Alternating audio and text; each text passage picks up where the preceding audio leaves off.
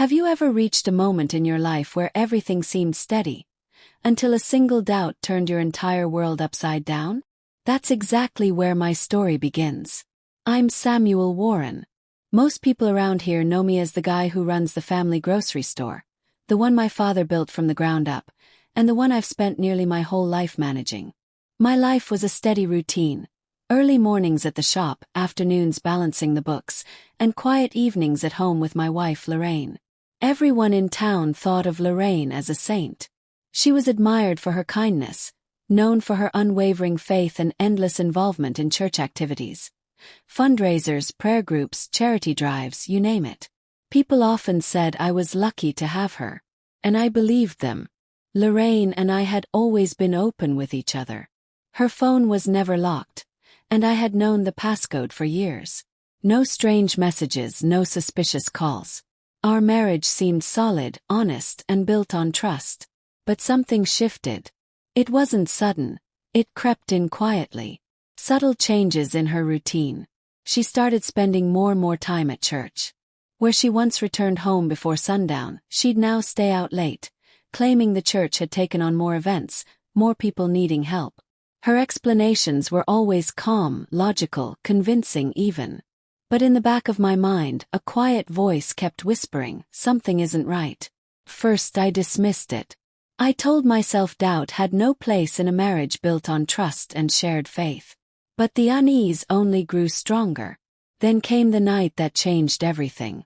I was sitting at my desk, reviewing supplier invoices, when Lorraine called me. She said she'd be spending several hours at church, deep cleaning for an upcoming event. Her voice was steady and sweet, assuring me there was no need to worry. But after we hung up, something in me snapped. I grabbed my keys and drove straight to the church. The streets were empty, the town quiet under the night sky. As I pulled up near the church, my heart was pounding. But the church was dark, silent, not a single light on inside. I walked around, checked the doors. No cars in the lot. No people anywhere. I sat there in my truck for a while, just watching. Nothing. No signs of life. That's when the truth hit me like a freight train. I didn't confront her right away. I went back home waiting. Lorraine came home later that night, smiling, acting as if everything was perfectly normal. She gave me a detailed story about how she and some of the church ladies had scrubbed floors, sorted donations, and prepared for a big event. Her words were smooth. Too smooth. I didn't say a word. But I watched her closely. I knew then. I couldn't ignore this any longer. By sunrise, I knew what I had to do. I drove into the city, heart pounding, and walked into a small office tucked away between old brick buildings. The name on the door read, Miles Draper, Private Investigator. Miles was an older man, calm and direct. No fluff. I told him everything. The long church nights, the empty parking lot, the strange feeling I couldn't shake. He listened, then nodded. He'd seen this before. He promised to begin surveillance immediately. As I left his office, a strange calm washed over me. At least now I'd know. The next few days dragged by like molasses. I kept my daily routine, stocking shelves and greeting customers like nothing was wrong. But every time I looked at Lorraine, I saw right through her now. Her smile, her prayers, the meals she cooked, they were all masks. Then came the call. Miles's voice was firm and emotionless. Come to my office. It's done. I dropped everything and drove straight there. He slid an envelope across the desk toward me. Heavy. Inside was a stack of photographs. There she was, Lorraine, caught in broad daylight, stepping out of a small roadside motel with Daniel Finch. Daniel was well known around town too. A regular at church, always volunteering to lead Bible studies. His wife rarely attended community events, preferring to stay out of the spotlight. Photo after photo, there they were, arriving together, leaving together. Their body language left no doubt. This wasn't friendship. This was an affair.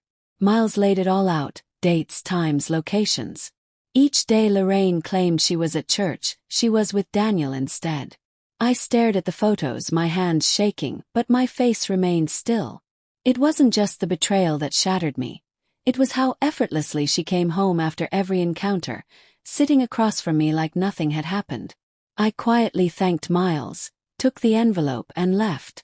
That night I didn't wait. Lorraine called around dinner time.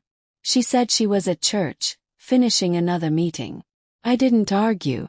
I simply replied, "That's fine. I'm parked outside. I'll wait." The silence that followed was deafening. She stumbled through her words, telling me to pick up something from the store instead. She mentioned my favorite dessert, but I stayed put. Minutes later I saw her slip out, not through the front doors, but through a narrow alleyway at the side of the church, head down, moving fast. She climbed into my truck without a word. I drove home in total silence. Halfway there, she started making excuses, saying she had to handle something personal, trying to twist the story into something innocent. I didn't speak. When we reached the house, I pulled into the driveway, turned to her, and set the envelope on her lap. "Open it," I said flatly. Her face paled as she looked inside. The second she saw the photos, she broke down, sobbing, gasping, begging for forgiveness. She claimed it was a mistake, a lapse in judgment, that she still loved me. I didn't flinch. When the clock struck the hour, I said only this: "You have 1 hour. Pack your things. Leave." I walked away, leaving her crying in the front seat. Inside, she packed in a daze, stumbling under the weight of her own lies. When she left, dragging her suitcases behind her, I didn't watch. I sat in my chair, staring at the clock, unmoved. But I wasn't done. I picked up the envelope and drove to Daniel's house. I knocked firmly. Daniel answered, surprised to see me. "I need to speak with your wife," I said calmly. His wife, Laura, soon appeared, puzzled. I handed her the envelope, turned, and walked away without another word. Later I heard Daniel had been kicked out that same night. No arguments, no negotiations. Laura didn't let him pack. Word spread quickly through the church and town. Both Daniel and Lorraine became outcasts, shunned by everyone who once admired them. Friends disappeared. They became ghosts in a community that had once praised them. Meanwhile I moved forward. The divorce was swift. Lorraine had no case. I kept the house, the business, everything. She tried to reach out repeatedly. Letters, calls, even showing up at the store. Begging, crying. I ignored it all. When people asked, I never spoke badly of her or Daniel. I simply said, "The truth always finds its way." And it did. Lorraine and Daniel never spoke again after the fallout. Their little fantasy collapsed under the weight of exposure. As for me, I kept living with dignity and peace, free from the lies that once suffocated my life. In the end, it wasn't the betrayal that defined my story, but the way I handled it. I chose truth, silence, and grace. And that's all I needed to carry forward. What's your take on this story, my friend?